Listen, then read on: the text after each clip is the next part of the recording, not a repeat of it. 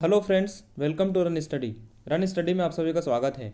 विज्ञान के अति महत्वपूर्ण प्रश्नों की सीरीज़ का यह लेक्चर नंबर 2 है, जिसमें हम उन 20 महत्वपूर्ण प्रश्नों को डिस्कस करते हैं जो कि विभिन्न प्रकार के प्रतियोगिता परीक्षा में पूछे गए हैं और यही प्रश्न बार बार रिपीट होते हैं। इस वीडियो का प्रत्येक प्रश्न आपके आने वाले किसी भी एग्जाम के लिए काफ़ी महत्वपूर्ण है, इसलिए इस वीडियो को आपको काफ़ी ध्यान से देखना है और वीडियो का बेस्ट यूज़ करने के लिए आपको प्रत्येक प्रश्न का उत्तर पहले खुद से ट्राई करना है। तो आइए फ्रेंड्स, स्टार्ट करते हैं। आज का हमारा पहला प्रश्न है, निम्नलिखित में से कौन 30 डिग्री सेंटीग्रेड पर द्रव धातु है। निम्नलिखित में से कौन 30 डिग्री सेंटीग्रेड पर द्रव धातु है। 30 degree centigrade friends room temperature से थोड़ा ज़्यादा होता है, जिस पर द्रव अवस्था में पाए जाते हैं हमारे गैलियम, सीजियम और पारद। तो हमारा ऑप्शन नंबर 2 इस प्रश्न का सही उत्तर हो जाएगा। विभिन्न प्रकार के तत्वों में फ्रेंड्स दो ही तत्व ऐसे होते हैं, एक होता है धातु और एक होता है अधातु। धातु होता है पारद, मतलब हमारा मर्क्यूरी, और अधातु होता है ब्रोमीन, जो कि रूम टेम्परेचर कितना होता है 25 डिग्री सेंटीग्रेड पर द्रव अवस्था में पाए जाते हैं, जो कि एक अपवाद के रूप में होते हैं। आइए फ्रेंड्स, आगे बढ़ते हैं। हमारा नेक्स्ट प्रश्न है, कौन सी कृषि शास्त्रीय स्थिति कृषि संबंधित अभ्यासों एवं फसलों की पैदावार को प्रभावित करती है। मतलब निम्नलिखित में से कौन सी कृषि शास्त्रीय स्थिति है जो कृषि संबंधी अभ्यासों एवं फसलों की पैदावार को प्रभावित करती है। हमारे ऑप्शंस हैं उपयुक्त सभी, केवल मृदा की गुणवत्ता, केवल मौसम, या फिर केवल जल संसाधनों की उपलब्धता। तो फ्रेंड्स, मृदा की गुणवत्ता भी उच्च क्वालिटी की होनी चाहिए, मौसम वेदर भी हमारी बोई जाने वाली फसल के अकॉर्डिंग उसके अनुकूल होनी चाहिए, और जल संसाधन की उपलब्धता भी उपयुक्त होनी चाहिए। तो फ्रेंड्स, इसका आंसर हो जाएगा उपयुक्त सभी, ऑल ऑफ द अबाव। आइए फ्रेंड्स, नेक्स्ट प्रश्न की ओर चलते हैं। हमारा अगला प्रश्न है, प्रकाश का अपने संघटक रंगों में विभाजित होना क्या कहलाता है। प्रकाश का अपने संघटक रंगों में विभाजित होना कहलाता है। तो फ्रेंड्स, इसका आंसर हो जाएगा प्रकीर्णन। प्रकीर्णन क्या होता है फ्रेंड्स, जब भी प्रकाश किसी ऐसे माध्यम से गुजरता है, ट्रेवल करता है, जहाँ पर माध्यम के कणों की संख्या जो है बहुत अधिक होती है और माध्यम के कण अत्यधिक छोटे छोटे होते हैं, तो वे सभी कण प्रकाश के कण को विभक्त कर देते हैं, फैला देते हैं, जो कि प्रकाश का प्रकीर्णन कहलाता है। तो फ्रेंड्स, इसके हम कुछ एग्जाम्पल देते हैं, जैसे आकाश का रंग नीला दिखाई देना, सूर्य उदय और सूर्यास्त का टाइम सूर्य जो है हमें लाल कलर का दिखाई, तो यह भी प्रकाश के प्रकीर्णन के कारण होता है। आइए फ्रेंड्स, आगे बढ़ते हैं। हमारा नेक्स्ट प्रश्न है, ऑक्सीजन की उपस्थिति में श्वसन अविस्तर के ऑक्सीकरणीय भंजन की परिणति निम्न की अवमुक्ति के रूप में होती है। फ्रेंड्स, ऐसे क्वेश्चन जिनमें आपको हिंदी थोड़ी टिपिकल लगे तो आप इन्हें इंग्लिश में पढ़कर भी समझ सकते हैं। ऑक्सीजन की उपस्थिति में श्वसन अविस्तर के ऑक्सीकरणीय भंजन की परिणति निम्न की अवमुक्ति के रूप में होती है। तो फ्रेंड्स, हमारे ऑप्शंस हैं एथिल एल्कोहल तथा लैक्टिक अम्ल, एथिल एल्कोहल तथा कार्बन डाइऑक्साइड तथा लैक्टिक अम्ल, कार्बन डाइऑक्साइड तथा जल। फ्रेंड्स, इस प्रकार का प्रश्न अपन ने वीडियो के भाग 1 में भी डिस्कस किया था, जिसमें मैंने आपको डिटेल से बताया था। तो फ्रेंड्स, जब भी ऑक्सीजन की उपस्थिति में श्वसन होता है तो उसमें बनने वाले जो उत्पाद होते हैं, हमें रिजल्ट के रूप में कार्बन डाइऑक्साइड तथा जल प्राप्त होता है। इसके साथ साथ ऊर्जा मिलती है, जिसका उपयोग हम विभिन्न प्रकार के कार्यों में करते हैं। फ्रेंड्स, हमारा अगला प्रश्न है जो कि इसी प्रकार के चार्ट से रिलेटेड है, जो कि मैंने आपको पिछले वीडियो में डिस्कस किया था। ऑक्सीजन की अनुपस्थिति में मांसपेशियों में ग्लूकोज चयापचय के उत्पादों को चुनें। ऑक्सीजन की अनुपस्थिति में मांसपेशियों में ग्लूकोज चयापचय के उत्पादों को चुनें। मतलब ऑक्सीजन की अनुपस्थिति में हमारी मांसपेशी कौन से उत्पादों को बनाती है। तो फ्रेंड्स, इसका उत्तर हो जाएगा लैक्टिक अम्ल प्लस ऊर्जा। मैंने बताया था, इसी लैक्टिक अम्ल के कारण हमारे मांसपेशियों में दर्द का अनुभव होता है, जो कि एक क्रैम्प का कारण बनते हैं, यही लैक्टिक अम्ल होता है। तो फ्रेंड्स, इस चार्ट को मैं फिर से आपको उपलब्ध करा दूंगा। ये आपको हमारा कंटेंट एज इट इज़ हमारे टेलीग्राम चैनल पे उपलब्ध हो जाएगा, तो टेलीग्राम चैनल को जरूर ज्वाइन कीजिए। सबसे पहले इसको फ्रेंड्स एक बार और समझ लेते हैं। ग्लूकोज जो कि 6 कार्बन वाला अणु होता है, पायरोवेट अम्ल जो कि 3 कार्बन वाले अणु होते हैं, तो एक ग्लूकोज से 2 पायरोवेट अम्ल विभक्त हो जाता है। कहाँ पे होता है? कोशिका द्रव्य में होता है। फ्रेंड्स, कोशिका द्रव्य में यह प्रक्रिया किसी भी प्रकार का श्वसन हो, चाहे वो ऑक्सीजन की अनुपस्थिति में हो या ऑक्सीजन की उपस्थिति में हो या ऑक्सीजन के अभाव में हो, सबसे पहले ग्लूकोज पायरोवेट अम्ल में विभक्त होता है, जो कि कोशिका द्रव्य साइटोप्लाज्मा में होता है। अब फ्रेंड्स, अगर ऑक्सीजन की अनुपस्थिति में होता है, जो कि ईस्ट में होता है, तो इथेनॉल प्लस कार्बन डाइऑक्साइड बनता है। अगर ऑक्सीजन का अभाव में होता है, जो कि हमारे मांसपेशियों में होता है, तो लैक्टिक अम्ल बनता है। और अगर ऑक्सीजन की उपस्थिति में होता है, जो कि हमारा सामान्य श्वसन होता है माइटोकॉन्ड्रिया में होता है, जिसमें कार्बन डाइऑक्साइड, जल और ऊर्जा मिलती है। इसको आपको बहुत ही अच्छे तरीके से फ्रेंड्स याद करना है। आइए फ्रेंड्स आगे बढ़ते हैं। हमारा नेक्स्ट प्रश्न है, यदि एक परमाणु के K, L, M तथा N कोश पूर्ण रूप से भर दिए जाते हैं तो परमाणु में इलेक्ट्रॉन की कुल संख्या कितनी होगी। मतलब परमाणु के जितने भी कोश होते हैं K, L, M, N, उन्हें पूर्ण रूप से इलेक्ट्रॉन से भर दिया जाता है तो परमाणु में इलेक्ट्रॉन की कुल संख्या कितनी होगी। तो फ्रेंड्स किसी भी कोश में भरे जाने वाले इलेक्ट्रॉनों की संख्या जो होती है 2n² होती है। अब फ्रेंड्स K के लिए N का मान कितना होता है, 1 होता है, जैसे कि आप देख पा रहे हैं K के लिए N का मान 1 होता है, L कक्षा के लिए N का मान 2 होता है, M के लिए 3 होता है और N के लिए 4 होता है। तो फ्रेंड्स अगर आप N के मान क्रमशः इसमें रखते हैं तो आपको प्राप्त होगा K के लिए हो जाएंगे 2 इलेक्ट्रॉन, L के लिए हो जाएंगे 8 इलेक्ट्रॉन, M के लिए हो जाएंगे 18 इलेक्ट्रॉन और M के लिए हो जाएंगे 32 इलेक्ट्रॉन।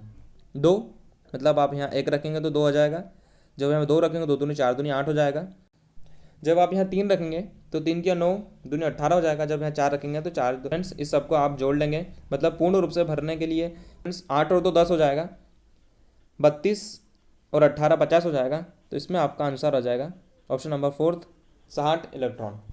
फ्रेंड्स ये मॉडल K, L, M कोश के बारे में हमें सबसे पहले नील्स बोर ने बताया था, जिन्होंने बताया था कि इलेक्ट्रॉन किसी एक निश्चित विविक्त कक्षा में चक्कर लगाते हैं। आइए आगे बढ़ते हैं। हमारा अगला प्रश्न है, जीन शब्द किसके द्वारा गढ़ा गया था। जीन शब्द मतलब हमें किसने दिया था, मेंडल, वाटसन, जॉनसन या डार्विन। तो फ्रेंड्स इसका आंसर हो जाएगा ऑप्शन नंबर 3 जीन शब्द हमें जॉनसन ने दिया था। जे से जे आपको याद रखना है, जीन से जॉनसन। वाटसन ने हमें जेनेटिक्स शब्द दिया था। मेंडल जिन्हें अनुवांशिकी के पिता कहा जाता है। आइए फ्रेंड्स आगे बढ़ते हैं। हमारा नेक्स्ट क्वेश्चन है, पूरा उपकरण जिसमें इलेक्ट्रोड, इलेक्ट्रोलाइट्स तथा उन्हें धारक पात्र शामिल होता है खालिस्तान कहलाता है। पूरा उपकरण जिसमें इलेक्ट्रोड, इलेक्ट्रोलाइट्स तथा उन्हें धारक पात्र शामिल होता है क्या कहलाता है। वोल्टमीटर, थर्मोमीटर, अमीटर और इलेक्ट्रोमीटर। तो फ्रेंड्स इसका आंसर हो जाएगा वोल्टमीटर। वोल्टमीटर एक प्रकार की युक्ति होती है जो कि वोल्टेज मापने के काम आती है। इसे किसी विद्युत परिपथ में समांतर क्रम में लगाया जाता है। फ्रेंड्स समांतर क्रम में ही क्यों लगाया जाता है, क्योंकि समांतर क्रम में ही विद्युत परिपथ के प्रत्येक बिंदु पर वोल्टता का मान समान होता है, समान वोल्टेज होता है। थर्मोमीटर तापमान मापने के काम आता है।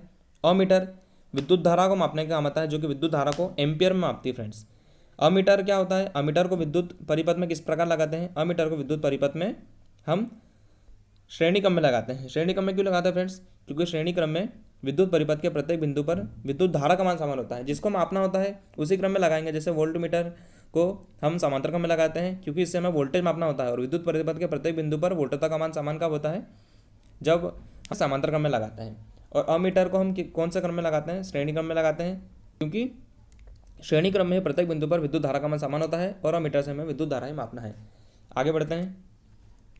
हमारा अगला प्रश्न है, ध्रुव तारा आकाश में स्थिर दिखाई देता है क्योंकि यह पृथ्वी के परिक्रमण की धुरी पर स्थित होता है, यह सर्वाधिक चमकीला होता है, यह सप्तर्षि के छोरों से एक काल्पनिक रेखा का विस्तार करता है, या तारे गति नहीं करते हैं।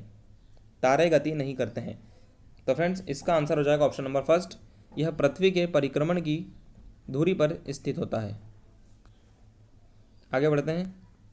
हमारा नेक्स्ट प्रश्न है, बीज के आकार के लिए परस्पर विरोधी विशेषताएं हैं। बीज के आकार के लिए परस्पर विरोधी विशेषताएं हैं। ऑप्शन नंबर 1 है पीला और हरा। तो फ्रेंड्स यहाँ पर आकार शेप की बात हो रही है और ये तो रंग के टाइप हैं, तो ये तो ऐसे ही एलिमिनेट हो जाएगा। गोल और झुर्रीदार, फूला हुआ संकुचित, या फिर ग्रे और सफ़ेद, तो ये भी कलर से रिलेटेड बात है, ये भी एलिमेंट हो जाएगा। अगर आपको इसका आंसर नहीं भी पता हो तो आप लगा सकते हैं कि गोल और झुर्रीदार। ऑप्शन नंबर 2 इसका आंसर होगा।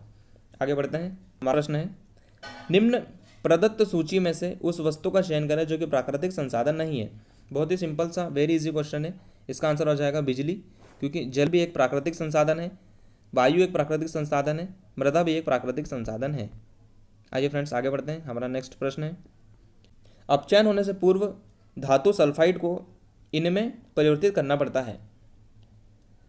तो फ्रेंड्स हमारा ऑप्शन है ऑक्साइड में, सल्फेट में, धातु या फिर कार्बोनेट। तो फ्रेंड्स अपचयन होने से पूर्व किसी भी धातु का जो सल्फाइड अयस्क रहता है उसे पहले ऑक्साइड में परिवर्तित किया जाता है। ऐसा क्यों किया जाता है फ्रेंड्स, इसके लिए हम इस चार्ट को डिटेल में पढ़ेंगे। आइए फ्रेंड्स इसको देख लेते हैं। सबसे पहले फ्रेंड्स आपको विभिन्न प्रकार के धातुओं की अभिक्रियाशीलता को उनके क्रम में याद रखना है। जैसे आप इस डायग्राम में देख पा रहे होंगे, सबसे ऊपर है potassium, sodium, calcium, magnesium, aluminium. ये सभी उच्च अभिक्रियाशील धातु होते हैं जिनका साधारण हम विद्युत अपघटन के द्वारा करते हैं, जो कि आप इस चार्ट डायग्राम में देख पा रहे होंगे। बीच की धातु हैं जो कि जिंक, आयरन, सीसा, कॉपर, ये सभी मध्यम अभिक्रियाशील धातु होते हैं। और सबसे निम्न में है सोना और चांदी, जो कि प्राकृतिक अवस्था में पाए जाते हैं, मतलब स्वतंत्र रूप से पाई जाती हैं। तो फ्रेंड्स इनका जब हमें सांद्रण करना पड़ता है, मतलब जो कि अयस्क में मिलती हैं, तो उच्च अभिक्रियाशील धातुओं जो कि हमारी पोटेशियम, सोडियम, कैल्शियम, मैग्नीशियम और एल्यूमिनियम है, इन्हें इनका गलित अवस्था में विद्युत अपघटन द्वारा शुद्ध धातु प्राप्त किया जाता है। अब मध्यम अभिक्रियाशील धातु हैं जो कि हमारे जिंक, आयरन, सीसा और कॉपर है।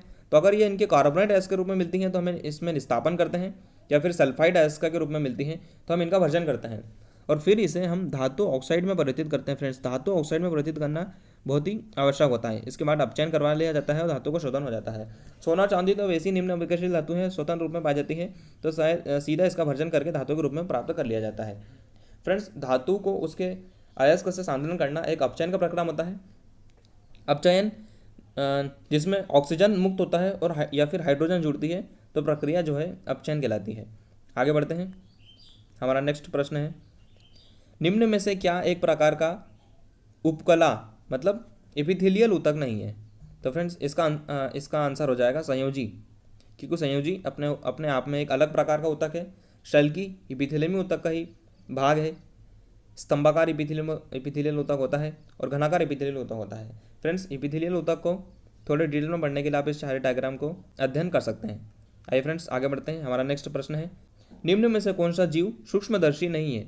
निम्न में से कौन सा जीव सूक्ष्मदर्शी नहीं है, मतलब सूक्ष्मदर्शी के द्वारा नहीं देखा जाता है।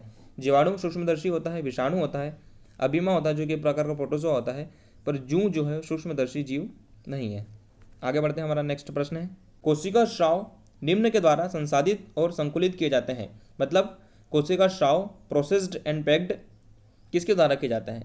गोल्जी उपकरण द्वारा, नाभिक जिसे हम केंद्रक कहते हैं, या फिर अंतर्द्रव्य जालिका द्वारा, या फिर माइटोकॉन्ड्रिया द्वारा। तो फ्रेंड्स कोशिका स्राव जो है गोल्जी उपकरण के द्वारा संसाधित और संकुलित किए जाते हैं। गोल्जी उपकरण जिसकी खोज कैमिलो गोल्जी नामक वैज्ञानिक की थी, इसी कारण इसका जो नाम है गोल्जी उपकरण कहा जाता है। इसे कोशिका का यातायात प्रबंधक भी कहा जाता है।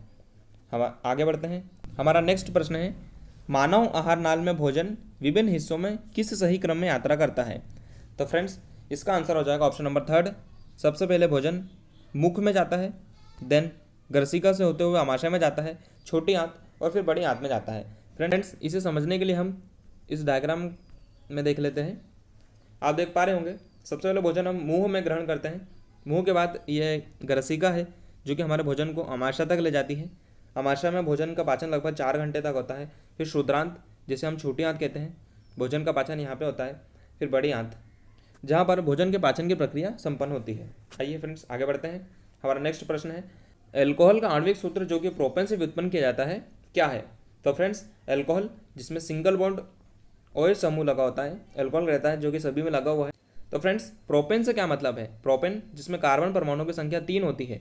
कैसे 3 होती है फ्रेंड्स? सबसे पहले होता है एथेन जिसमें कार्बन की संख्या 1 होती है, फिर होता है मेथेन, फिर होता है प्रोपेन। इस प्रकार श्रृंखला चलती जाती है। तो इस कार्बन परमाणु की संख्या 3 कहाँ पे दिख रही है फ्रेंड्स? ये रहा, इसलिए इसका आंसर हो जाएगा ऑप्शन नंबर 1। आइए फ्रेंड्स आगे बढ़ते हैं। तार का प्रतिरोध खालिस्तान पर निर्भर करता है। किसी भी तार का प्रतिरोध खालिस्तान पर निर्भर करता है केवल सामग्री पर, केवल अनुप्रस्थ काट के क्षेत्रफल पर, लंबाई, सामग्री तथा अनुप्रस्थ काट के क्षेत्रफल पर, या फिर केवल लंबाई पर। तो फ्रेंड्स इसका आंसर हो जाएगा ऑप्शन नंबर 3।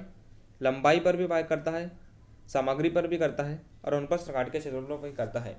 अगर आपको प्रतिरोध का फॉर्मूला पता होगा, प्रतिरोध जिसे हम रो के द्वारा प्रदर्शित करते हैं, जो कि किसी भी तार की लंबाई के समानुपाती होता है, जबकि उसके अनुप्रस्थ काट के क्षेत्रफल ए के व्युत्क्रमानुपाती होता है। मतलब rho is equal to L upon A होता है। आइए फ्रेंड्स आगे बढ़ते हैं। हमारा नेक्स्ट प्रश्न है, मादा एनीफिलीज मच्छर एक रोगजनक का वाहक होता है जिसके कारण यह होता है। मतलब मादा एनीफिलीज मच्छर के द्वारा क्या होता है? तो फ्रेंड्स इसका आंसर हो जाएगा मलेरिया, जो कि मादा एनीफिलीज मच्छर के काटने के कारण होता है। मलेरिया के फ्रेंड्स लक्षण क्या होते हैं? मलेरिया में हमें ठंड देके बुखार आती है। फ्रेंड्स डेंगू एक प्रकार का विषाणु जनित रोग होता है जो कि वायरस के कारण होता है। कौन से वायरस के कारण होता है? तो फ्रेंड्स आपको याद रखना है, अरबो वायरस के कारण जो है हमें डेंगू होता है। आगे बढ़ते हैं। हमारा नेक्स्ट और आज का लास्ट प्रश्न है, यदि आप समतल दर्पण के समक्ष 1 मीटर की दूरी पर खड़े हैं तो आप स्वयं को दर्पण में कितनी दूरी पर देखेंगे? यदि आप समतल दर्पण के समक्ष 1 मीटर की दूरी पर खड़े हैं तो आप स्वयं को दर्पण में कितनी दूरी पर देखेंगे? तो फ्रेंड्स जितनी दूरी पर हम दर्पण के सामने खड़े हैं उतनी ही दूरी पर दर्पण के पीछे हमारा प्रतिबिंब बनाता है। कौन सा दर्पण? समतल दर्पण। और यह प्रतिबिंब किस प्रकार का होता है? वस्तु के बराबर होता है, सीधा होता है, आभासी होता है और पार्श्व में उल्टा होता है। तो फ्रेंड्स हमारी अपना शरीर देखने में हमें पार्श्व में उल्टा समझ नहीं होता है, क्योंकि हमारा शरीर जो है द्विपार्श्व सममित पाया जाता है। मतलब राइट हैंड साइड भी वैसा ही होता है जैसा कि लेफ्ट हैंड साइड होता है। तो फ्रेंड्स ये था हमारा आज का लास्ट प्रश्न। अगर आपको वीडियो हेल्पफुल लगी है तो इसे ज़रूर लाइक कीजिए और चैनल पर नए हो तो चैनल को सब्सक्राइब कर लीजिए। मिलते हैं नेक्स्ट वीडियो में, तब तक के लिए बाय बाय, टेक केयर।